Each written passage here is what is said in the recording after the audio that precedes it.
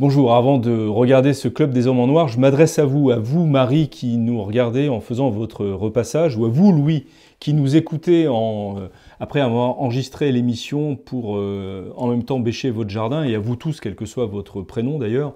Eh bien, vous pouvez aider le club des hommes en noir à durer et à se développer en nous soutenant par 3 moyens. Premièrement, en vous abonnant à l'Homme Nouveau.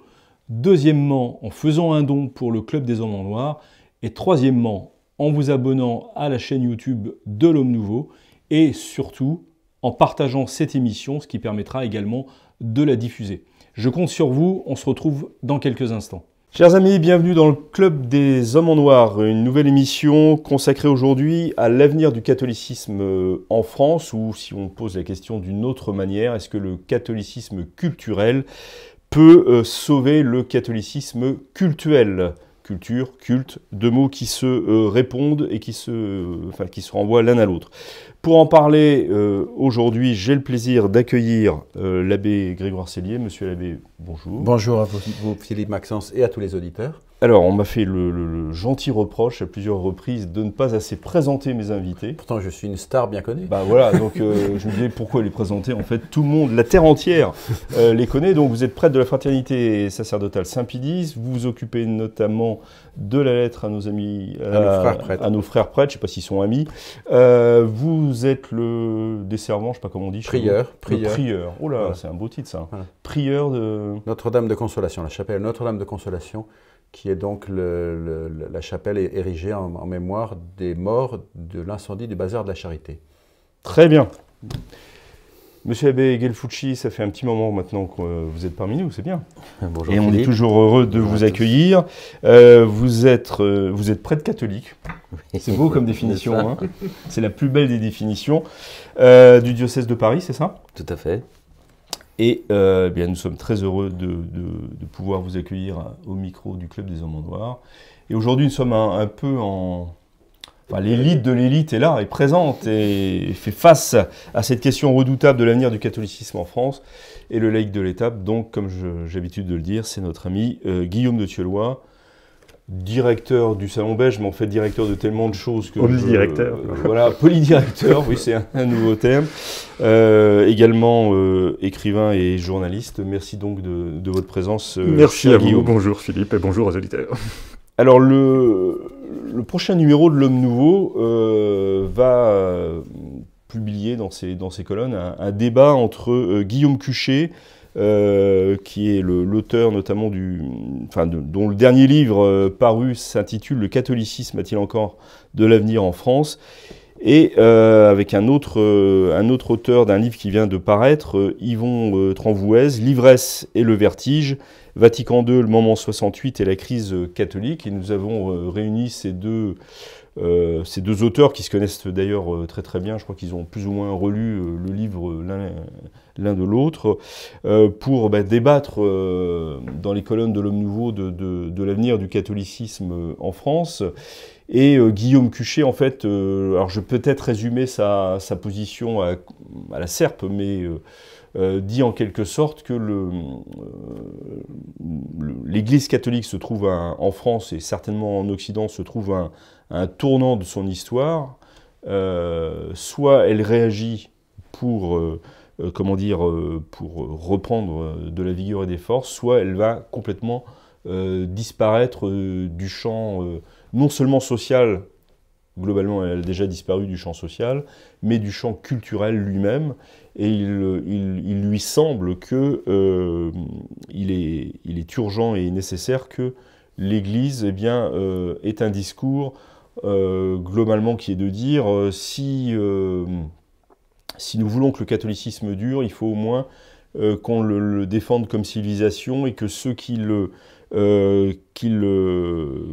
sont pas forcément catholiques, mais qui, pour l'avenir de leurs enfants, tiennent à ce que cette civilisation perdure, essayent de leur transmettre cette culture catholique. Est-ce qu'il vous semble, monsieur l'abbé, par exemple, qu'un catholicisme sans la foi, si je puis dire, peut être viable? pour l'avenir du pays? Je dirais que la vivacité du catholicisme culturel est une chose importante. Le fait de rayonner dans la société, au-delà, sortir des sacristies, sortir des églises, si vous voulez, de rayonner à travers la littérature, à travers l'art, à travers le service social, à travers la politique, etc. Mais c'est un petit peu comme comment dirais-je, une clôture d'un potager. Ça protège, ça embellit, ça délimite, mais ça n'a jamais fait pousser un légume ou une fleur. Donc là, si on nous dit il faut que l'Église transmette seulement le catholicisme culturel, ça ne marchera pas. L'Église doit transmettre le catholicisme tout court, qui doit rayonner à travers des ecclésiastiques et des laïcs qui, imprégnés de leur foi, vont en parler, et l'Église va entretenir des liens avec des gens qui effectivement vont s'être éloignés de la vie, de la pratique religieuse, mais conservent encore, je dirais, un habitus catholique, une certaine forme de lien avec la vie chrétienne et la culture chrétienne, de façon à ce que ces personnes puissent effectivement, dans leur ordre et autant qu'ils le peuvent, faire rayonner certaines valeurs du christianisme. Et en ce sens-là, c'est une bonne chose. Mais je ne crois pas qu'on va faire redémarrer les choses seulement par là.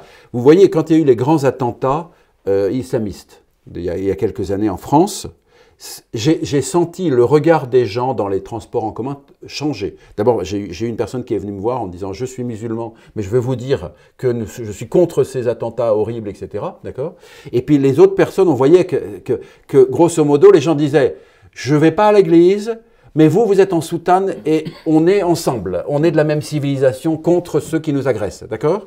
Mais voilà, c'est retombé parce que... C'est retombé, c'est ce que vous notez aussi. Mais comme Guillaume Cuchet note, il note aussi d'ailleurs que, effectivement, en 2015, tout le monde avait eu une véritable peur qui est très vite est retombée, et il lui semble que le consumérisme étant tel que la facilité de la vie dans laquelle nous nous trouvons par le développement des techniques, etc., fait qu'il n'y a plus de projection, même d'inquiétude pour la vie éternelle. Après la mort, il n'y a plus rien, puis voilà, et basta. Je ne sais pas ce que vous en pensez, vous qui avez été curé de paroisse dans un quartier plutôt populaire de Paris. Ou plutôt, bourgeois bohème. Bourgeois bohème ?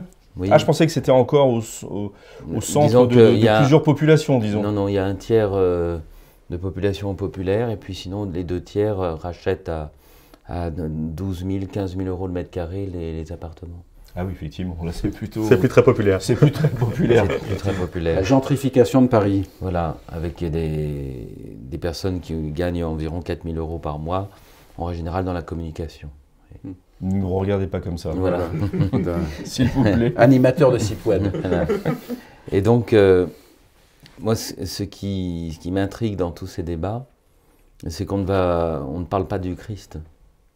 C'est quand même étonnant de vouloir transmettre... de la part d'un historien et d'un sociologue, c'est peut-être méthodologique, mais... Oui, mais on tourne en rond. Enfin, c'est l'impression que cela donne à quelqu'un qui est pasteur d'âme, si vous voulez.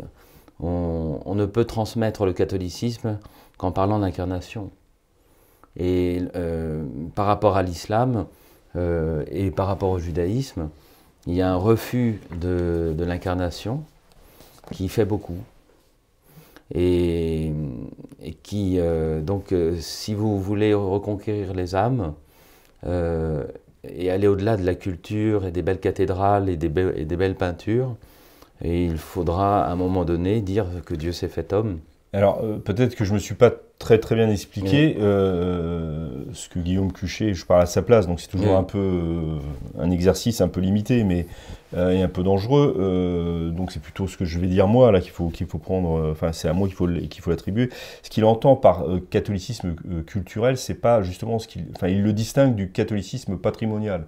Donc c'est pas la beauté des cathédrales quand Notre-Dame de Paris a été incendié, le cœur de la France a battu à ce rythme-là. Mais c'est vraiment, si je peux finir, c'est vraiment le catholicisme culturel au sens des mœurs.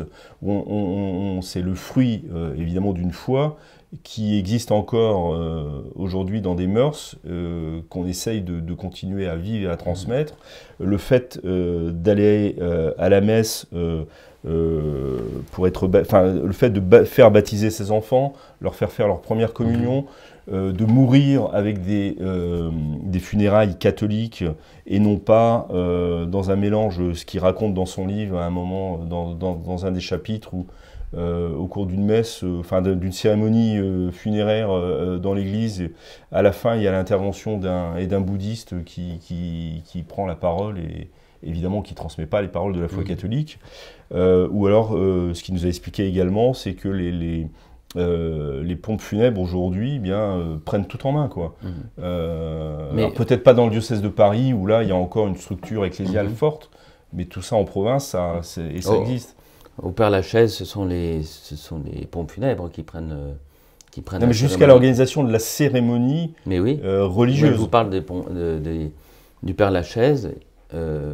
On a observé d'ailleurs pendant le Covid que des personnes ne sont pas passées par l'Église pour des raisons sanitaires, pour des raisons même de refus des autorités ecclésiastiques ou de réduction, de peur, d'entretien de cette peur. Et du coup, les pompes funèbres se sont arrangées elles-mêmes. Et donc, on n'a pas vu augmenter le nombre d'enterrements dans les églises de Paris.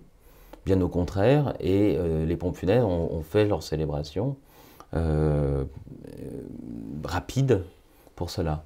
Mais je reviens à ce que je disais, c'est-à-dire que on ne pourra pas avoir une culture catholique, pas seulement en effet de ce qui est des arts, sans repasser par la raison pour laquelle la morale catholique a été affirmée. C'est-à-dire que ce n'est pas une religion comme une autre. Les musulmans actuellement sont très pratiquants le vendredi. Vous avez des juifs qui sont pratiquants. Vous avez le Kaddish pour les obsèques. Vous avez des musulmans qui sont très observants et qui enterrent leurs morts très rapidement selon leurs coutumes. Mais si vous voulez, donc, la religiosité sera utilisée pour la religion universelle. C'est la raison pour laquelle vous avez un bouddhiste qui peut s'exprimer à la fin de funérailles, d'un rite, si vous voulez, même au sein d'une église chrétienne, qui est horizontale, ou qui n'évoque pas suffisamment le fait que la différence.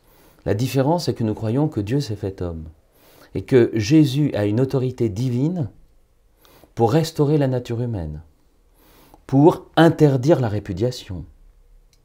Donc déjà, les juifs et les musulmans, au point de vue du mariage, il y a un problème.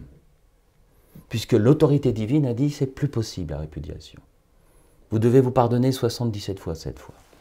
Mais quelle est l'autorité moraliste, n'est-ce pas, de ceux qui vont vous dire ça? C'est parce que Jésus est Dieu. Et il restaure et dit, il n'en était pas comme ça dès le commencement. Et non seulement la répudiation, mais le divorce. Vous voyez, le divorce est revenu en France avec la Révolution française. C'est à ce moment-là qu'il y a eu le début de la rupture entre la culture et le culte. Vous voyez, parce que quand on a une culture du divorce, on détruit la femme. Le divorce n'a pas libéré la femme. Il a permis le retour de la répudiation. Alors du coup, ça a permis aussi de répudier les hommes. Mais la femme chrétienne, c'est le mariage indissoluble. Et ça a forgé l'Europe pendant des siècles. Ensuite, vous avez un deuxième point qui est très polémique entre culture et culte. C'est la sexualité. Et le fait du geste, n'est-ce pas, prophétique de Saint Paul VI, d'humanité, qui a rendu fou, qui a rendu complètement fou les théologiens modernes, qui voulaient absolument que l'Église catholique, comment dire, abandonne la sexualité humaine et le mariage. Vous voyez, et donc c'est ça qui est difficile à entendre, c'est vrai. Mais si on est simplement des puritains et qu'on embête les gens à leur dire il ne faut pas divorcer, il ne faut pas prendre la pilule, c'est pas suffisant. Il faut que ça soit au nom d'un Dieu qui nous a aimés et qui est mort pour nous. Que la messe soit le lieu même où on assiste à sa mort et à sa résurrection. Vous voyez? Et donc, la culture chrétienne, sans l'incarnation, sans l'affirmation, vous voyez, voilà. Ensuite, oui, non, mais on voit bien le sens de ce que vous dites, l'importance de rappeler la foi et la foi dans un Dieu incarné. Et d'où la morale ensuite, et qui forge une civilisation et une société. Actuellement, comment voulez-vous... Attendez, monsieur l'abbé, on va peut-être entendre Guillaume Michelois qui patiemment... Roule son poing. Non, j'écoute avec attention. Avec attention, j'en doute pas.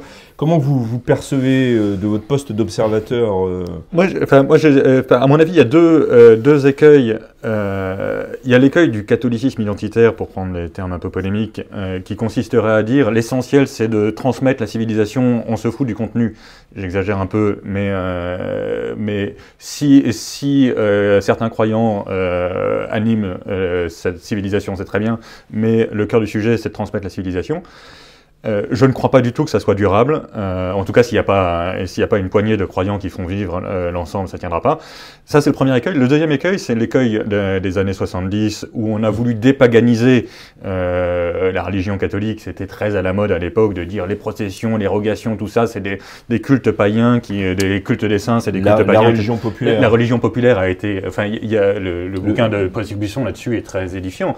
On a tout fait pour saccager. Et donc, aujourd'hui, on a ces catholiques zombies, comme dirait Todd, qui ont été d'une certaine façon persécutés par l'Église institutionnelle, qui les a chassés en leur disant vous n'êtes pas assez catholiques pour nous, dégagez. Et on s'étonne évidemment que ces gens-là ne rentrent plus dans les églises. Évidemment qu'ils ne rentraient pas beaucoup à l'époque, mais au moins quand ils venaient faire la procession votive de la Sainte, je sais pas quoi, quand ils faisaient les rogations, ça les mettait en contact 1 fois par an, 2 fois par an, 5 fois par an avec l'Église. C'était pas satisfaisant, il fallait évidemment faire des choses, mais à mon avis, il faut quand même tenir le fait de leur parler à ces occasions-là, comme on le fait tout au long de la vie avec le baptême, avec les obsèques, etc., mais à condition d'avoir un truc à dire. Si à l'occasion du baptême, on leur dit bienvenue dans la communauté, c'est le nouveau rite, ça. Mais c'est pas que ça, quoi. Si on leur dit pas que le baptême, c'est aussi être lavé du péché originel, être configuré au Christ, c'est des messages qui sont beaucoup plus forts.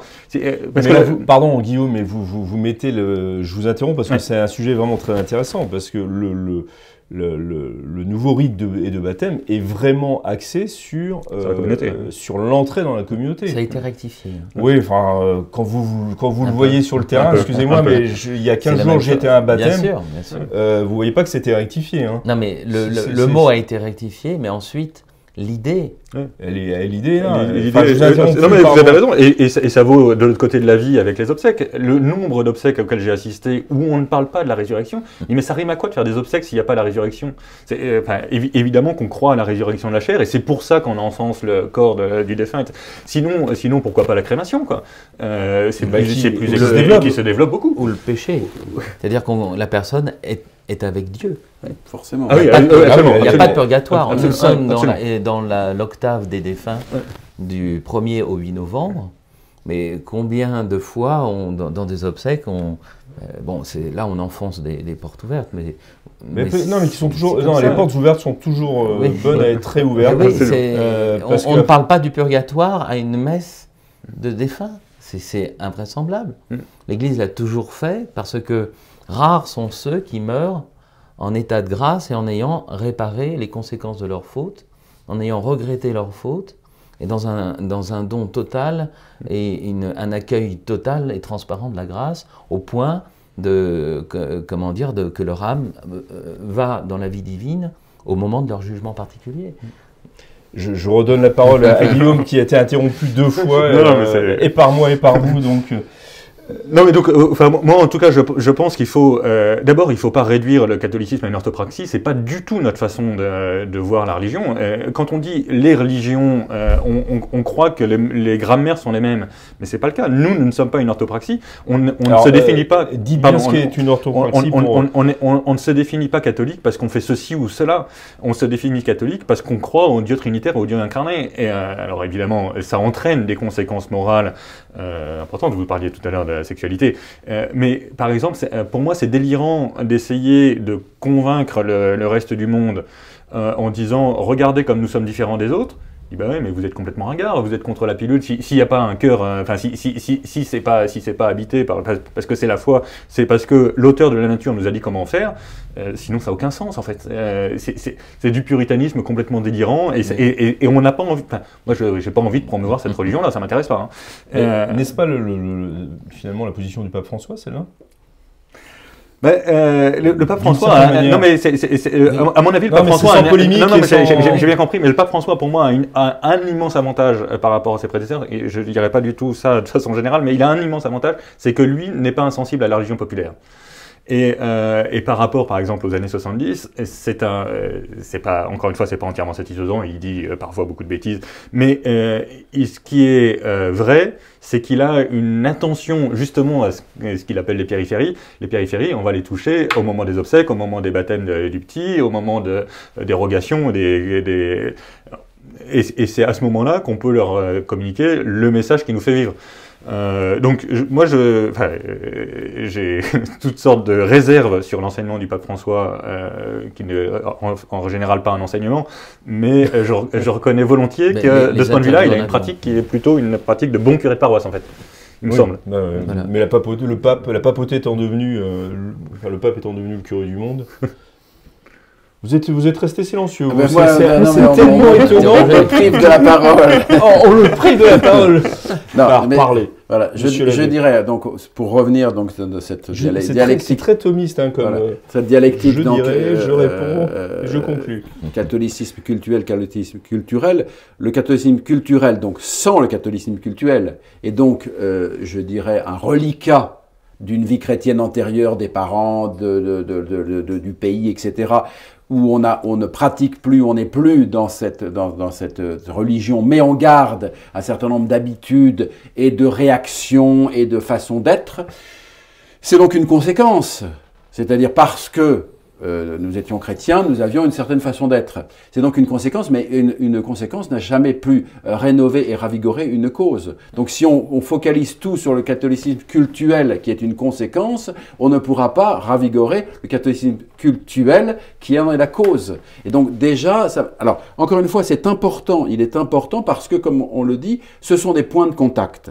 Ce sont des points de contact de l'Église avec des gens qui, quoi qu'il arrive, se disent je suis plutôt catholique que musulman ou juif, voilà, ou bouddhiste ou je sais pas quoi. Donc ça, ce qui fait que quand ils entreront dans une église, ils auront une écoute différente, ils auront une façon d'aborder les choses, ou qu'ils liront des textes relatifs au christianisme, ou dans des interventions.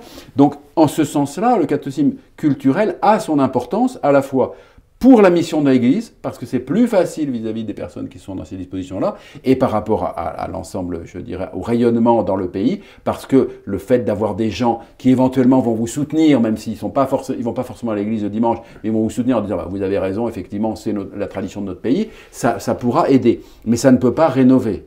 Maurice Barrès a écrit en 1914 un livre qui s'appelle « La grande pitié des églises de France », où il avait fait le tour un petit peu des églises, des régions, pour aller voir l'état des bâtiments. C'est la grande pitié des églises de France, ce sont les bâtiments. L'état des bâtiments, c'est un cri d'alerte en disant « Attention, le patrimoine religieux de notre pays à la suite de la séparation de l'Église et de l'État est en train de se dégrader, et ce manteau d'église qui couvre la France est important, etc. » Mais lui, il dit explicitement, lui qui était agnostique, lui qui ne pratiquait pas, qui ne vivait pas comme un chrétien, il dit explicitement, et je pense que c'est la clé de la chose, l'Église de France, ou les Églises de France ont besoin de saints.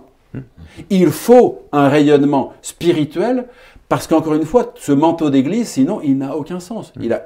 Il est au centre du village, il est pour le village quelque chose d'important. Si vous voulez, cette église est importante et c'est pour ça que les maires actuellement les rénovent de façon assez, je dirais, ils sont assez attentifs à leur patrimoine. Mais si c'est vide toute l'année, ça n'a plus de sens réel et ça ne peut plus irriguer et irradier dans la vie sociale. Et donc le catéchisme culturel, qui n'est qu'une conséquence, ne peut pas remplacer sa cause. Et donc il faut que l'Église, enfin l'Église est là d'abord et avant tout pour prêcher la foi. Elle n'est mais pas pour animer la culture. Mais ça, je crois que voilà. tout le monde est... Voilà. Enfin, non, mais je veux dire, donc, si vous voulez, le principe de Guillaume Cuchet, qui, encore une fois, est un homme fort intéressant et extrêmement éclairant, et il nous apporte beaucoup, mais non, ça ne peut pas être...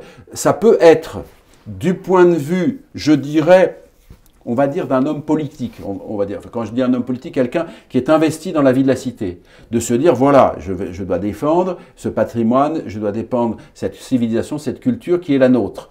Et donc, effectivement, s'appuyer sur ce qui reste d'esprit catholique dans la population française, lui, il est responsable de la cité, donc il va utiliser ce qu'il y a. Mais de la part des responsables de l'Église, de la hiérarchie ecclésiastique, il faut très franchement ça donne à rénover la foi, la vie de la foi, la vie chrétienne. Oui, bien sûr. Alors là, la position de Guillaume Cuchet est beaucoup plus fine que ce que j'ai pu. Encore une fois, j'ai fait ça à la Serpe.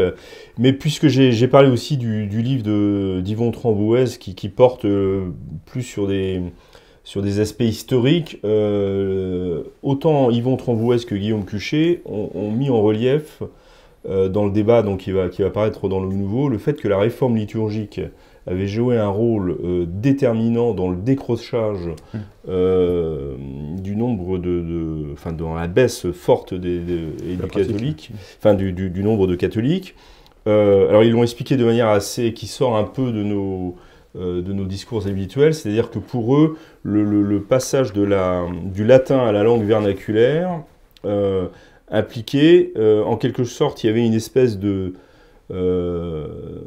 mystère, alors que Cuchet va appeler d'enfumage sacré.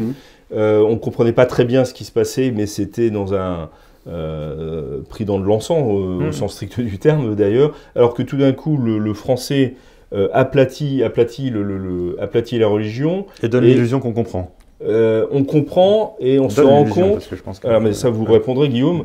On comprend et à partir de ce moment-là, on se rend compte que le catholicisme n'a plus rien à voir avec la réalité qu'on vit au quotidien, avec l'existence.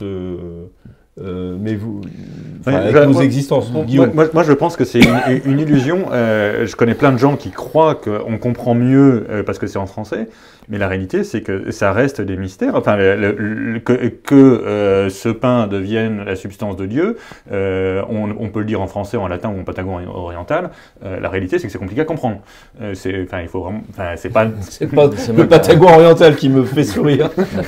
À croire. Mais moi, personnellement, je ne comprends pas. Il y a un problème psychologique élémentaire chez l'autorité de l'Église, l'Église institutionnelle, de croire que... Alors évidemment qu'il faut qu'on soit capable de traduire nos dogmes dans un langage compréhensible. Très bien. Mais croire que parce qu'on dit de même nature au lieu de consubstantiel, on a rendu la chose compréhensible, on a juste compliqué la chose. La réalité, c'est qu'on devient inaudible par rapport aux musulmans. On est trithéiste. Oui, mais justement, c'est ce que disent les deux auteurs que je cite, c'est que finalement, en passant au français, on a cru, les autorités ont cru que ça serait compréhensible pour le plus grand nombre, et en fait, les gens se rendent compte qu'ils ne comprennent pas plus. Absolument. Et de ce fait, dégage, parce que... Oui, voilà. Mais, si je puis dire, il y a eu la traduction qui a été quelque chose de massif, de très important, mais il n'y a pas eu que ça. Il y a eu une simplification, il y a eu un rejet d'un ensemble de mélodies, d'un ensemble d'environnement architectural, de l'encens par exemple. Un spécialiste disait, je suis très surpris du fait de l'attachement des gens à l'encens, alors que bon, ils voient ça de loin, etc. Non, tout cela exprimait le mystère, exprimer le mystère, si vous voulez. Hein. Donc, vous voulez dire de façon hyper simple, mais il y a un mystère. Et donc, par tout ce qui est sensible, par tous nos divers sens qui sont justement la fumée de l'encens, le bruit des chaînes, les chants, la façon de se tenir, la position corporelle, la façon de s'adresser, tout cela exprime un mystère. Hein, et permet à ce moment-là d'entrer là-dedans, même si la personne ne le comprend pas, mais un mystère par définition, on ne peut pas le comprendre au sens propre. Et là, on vous dit, tout va être super simple, alors que ça ne peut pas être simple, tout simplement. Et on a privé les gens de tous ces voies d'accès qui étaient effectivement une richesse, qui étaient effectivement... Quand on interroge, si vous voulez, les gens, pourquoi ils sont attachés à la liturgie traditionnelle, par exemple, ils ont des réponses hyper différentes, parce que justement, c'est à travers un certain nombre de choses, c'est l'encens, c'est les vêtements du prêtre, etc. Moi, j'essaye d'avoir des beaux ornements, d'avoir des belles étoiles, etc. Les gens sont sensibles à ces choses-là. Ça les élève, pendant quelques instants, ils entrent dans quelque chose de grand, d'élevé, etc. Et donc, cette volonté, parce que la réforme liturgique, d'abord et avant tout, ce n'est pas le passage au français, c'est la simplification.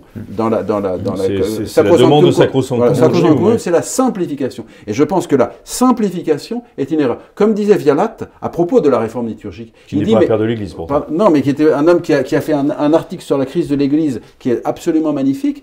Et il dit, mais ceux qui pratiquent la course en sac, d'accord, c'est un truc banal, ils ont toujours tendance à compliquer les règles, pas à les simplifier. Parce que c'est ça qui est intéressant, c'est ça qui est...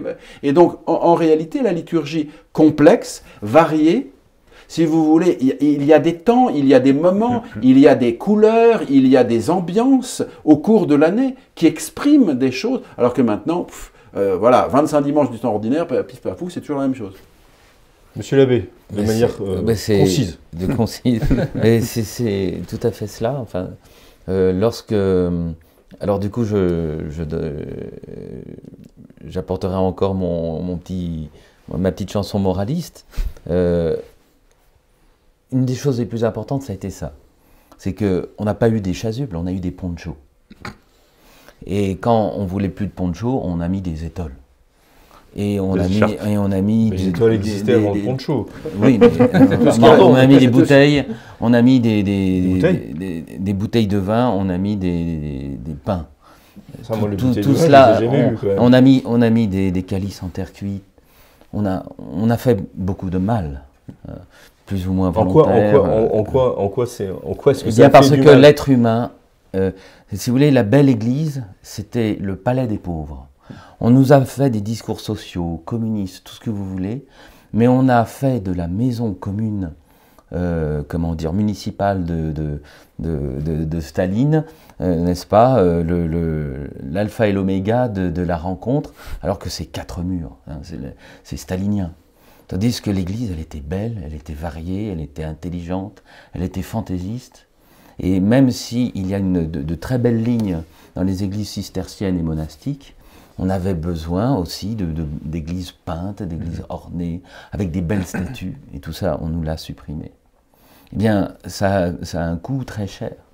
Et Jacques Lang lui-même disait, mais c'est quand même incroyable, les élèves, quand ils rentrent dans une cathédrale, ils ne savent pas qui est Abraham, ils ne savent pas qui est... Oui, mais c'est... Alors, pour ma petite chanson moraliste, on a aussi détruit le sens du péché.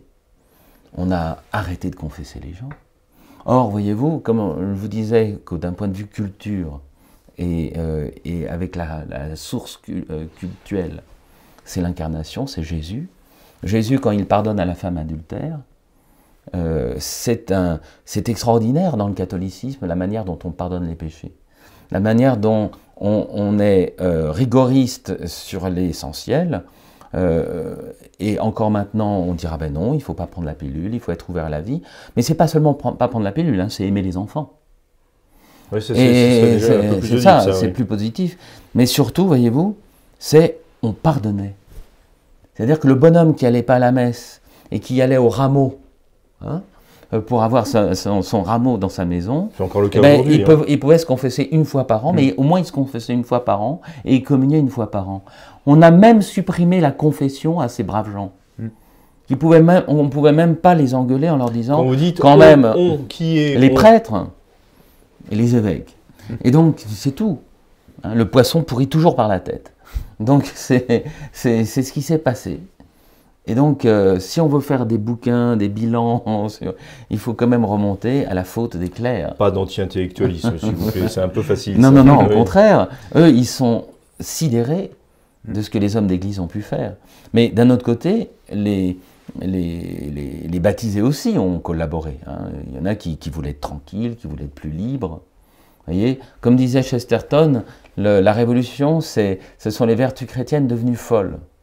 Ça, c'est pour les gens de bonne foi qui nous parlent de social, d'amour, d'accueil de l'autre et tout ça.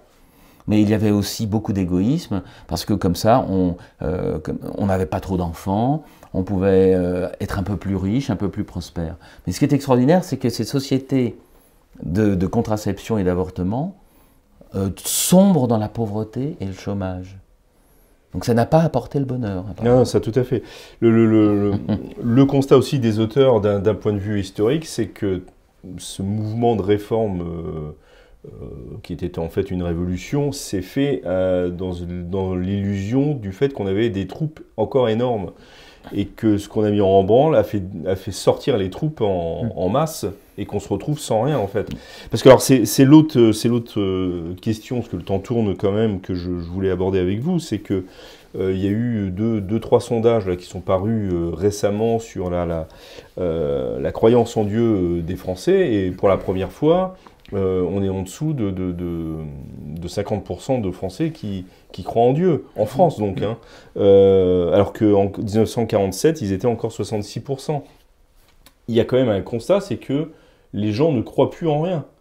Et surtout ou croient en toute chose, ou croient en n'importe quoi. Mais on est desséché. Vous venez de dire qu'on était dans l'octave des défunts, mais ce qui a marqué peut-être les gens, mon épouse m'en parlait récemment, c'est que dans un petit village où nous habitons, eh bien en fait, ce qui est la fête du moment, c'est Halloween.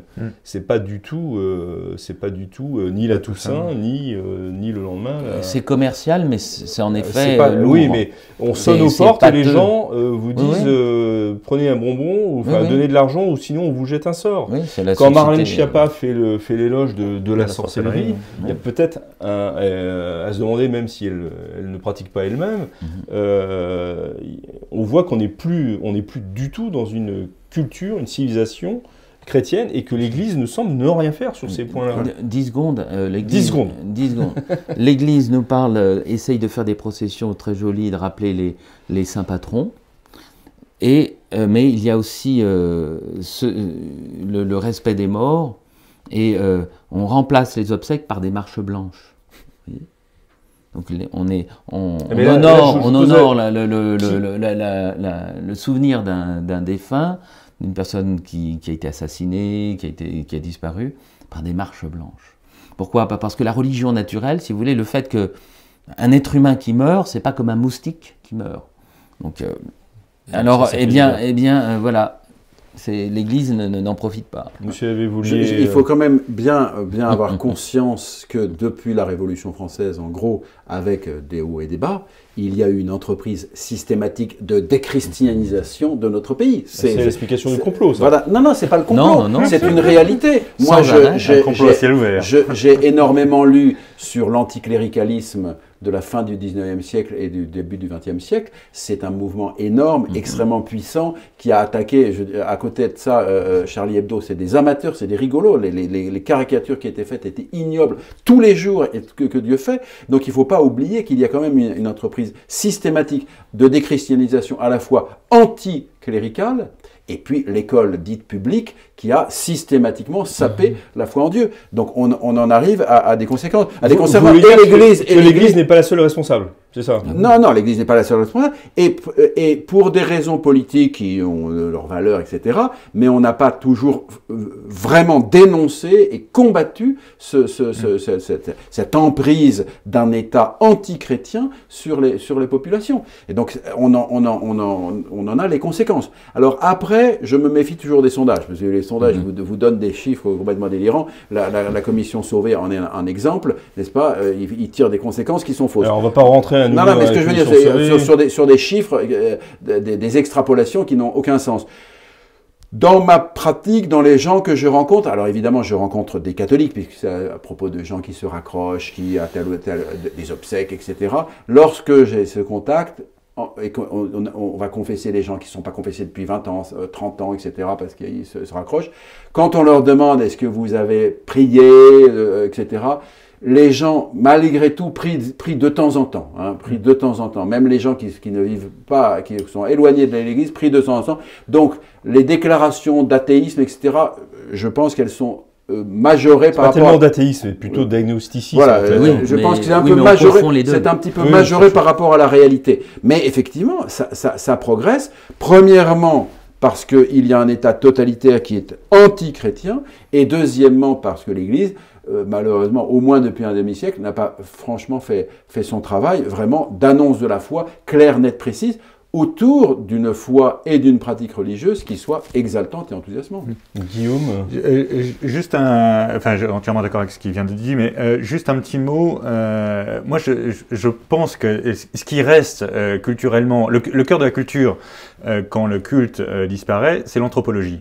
Et sur l'anthropologie, nous avons objectivement un problème majeur, c'est que nous avons en gros la dominante des médias, de l'éducation dite nationale, de l'ensemble de la classe jacassante, pour faire court, qui promeut une anthropologie extraordinairement subversive, et l'Église reste muette devant ça. Pour moi, c'est extrêmement... Typiquement, moi j'ai été très frappé au moment de la loi sur la loi Taubira, sur le mariage entre guillemets homosexuel.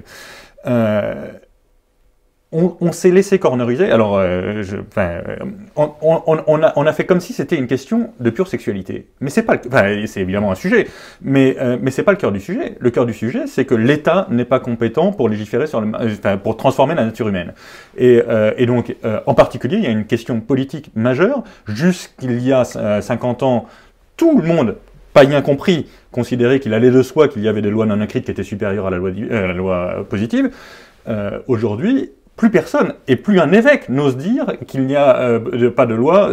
Vous avez vu la palinodie entre Darmanin et c'est l'épisode récent, oui. C'est quand même effrayant que tous les évêques se soient pas mis en bloc en disant évidemment qu'il y a des lois supérieures aux lois de la République. Et je comprends bien que le contexte n'était pas extrêmement favorable à tenir ce genre de discours, mais il n'empêche que c'est profondément totalitaire d'avoir et moi je le vois au Sénat où je travaille quand même assez régulièrement. Il est frappant de voir à quel point même les parlementaires conservateurs ont tout lâché là-dessus. Quand on leur dit, mais attendez, moi je me souviens au moment de la loi Taubira, j'étais le collaborateur du président du groupe UMP du Sénat, et donc j'avais un peu d'aura, j'étais un peu écouté, pas du tout parce qu'on partageait mes idées, mais parce que mon patron était puissant, et donc j'ai été voir une dizaine de parlementaires conservateurs pour leur dire, si vous voulez, dans la discussion générale, je vous fais 5 minutes pour dire que le Parlement ne peut pas toucher à ça. Il y en a 7 sur 8 qui n'ont pas compris de quoi je parlais après 10 minutes d'explication.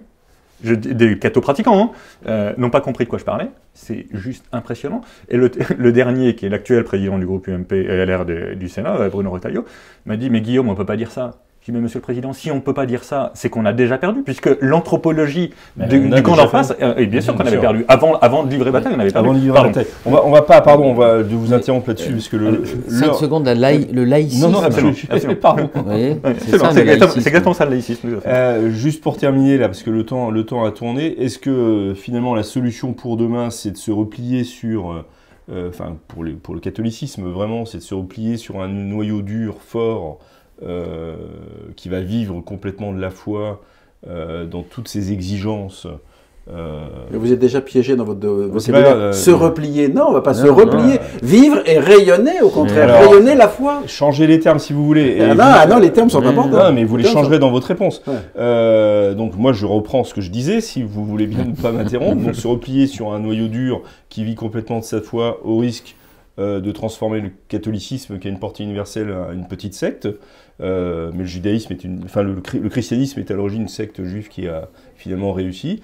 Ou est-ce que il faut justement viser plus sur un catholicisme culturel, quitte à abandonner quelques aspects importants, forts, de la morale par exemple? Ni l'un ni l'autre. Voilà, non, encore une fois, il s'agit d'abord que l'Église fasse son travail, déjà, que l'Église fasse fondamentalement son travail d'annoncer la foi et de rayonner, parce que si vous êtes chrétien, forcément vous vous intéressez à la vie culturelle, à la vie, messieurs, politique, moi je veux bien, etc. je vous entends, mais il y a moins de 50%. Que vous croyez ou pas au sondage, il y a moins de 50% de Français qui oui, mais les Américains, eux, ils vont développer des moyens apologétiques que les Français n'utilisent plus du tout. Hein, ils dépensent des millions, mais les évangéliques voilà, et les mais vous dites protestants. il faut, Ils dépensent. on Oui, mais aux États-Unis, allez aux États-Unis et vous verrez que la religiosité est très forte, mais parce que là-bas, quand quelqu'un dit mais non, Dieu n'existe pas, on est tous le fruit du hasard et du temps, ils pètent les plombs, ils disent mais non, ils font des documentaires incroyables sur les plantes, sur les bactéries, sur le plancton, et ils disent voilà, Dieu existe. Et je ne sais pas si vous avez vu les documentaires musulmans sur l'évolutionnisme. Alors, avec certains défauts, mais c'est intéressant, même les musulmans font de l'apologétique sur l'existence de Dieu. Les catholiques... Mais donc on est bien d'accord. Là, il faut rayonner, mais forcément, vous êtes dans votre paroisse, vous êtes dans votre paroisse, bon, vous faites votre travail dans la paroisse, mais forcément vous avez une ouverture sur le reste. Alors ça sera à travers une revue, ça sera à travers une vidéo sur YouTube, etc. Mais vous allez vers du rayonnement, et vos fidèles aussi vous rayonnez. Moi, ma conception, c'est que je suis là pour allumer le feu, comme dirait un grand théologien du XXe siècle, pour allumer le feu, n'est-ce pas, et que les paroissiens et que les fidèles le rayonnent dans leur vie autour d'eux. Et c'est ça, c'est un effet démultiplicateur. Si, comme vous dites, vous devez se replier, non, on ne va pas se replier, on va au contraire faire en sorte qu'il y ait une étincelle qui se propage à travers tous les fidèles qui vont le rayonner dans la vie sociale. En une minute, Guillaume. Juste un mot, je pense qu'il faut déjà prendre en compte la réalité. Nous sommes une minorité et c'est plus la peine de faire semblant d'être un interlocuteur privilégié de l'État, etc. C'est fini. Et donc moi, je pense qu'il faut admettre qu'on est devenu une minorité, et admettre qu'on est devenu une minorité, ça ne veut pas dire du tout se contenter de ça, mais ça veut dire se battre pour faire respecter nos droits, première chose. Nous avons le droit de vivre en catholique dans notre pays, qui a quand même été forgé par le catholiquisme.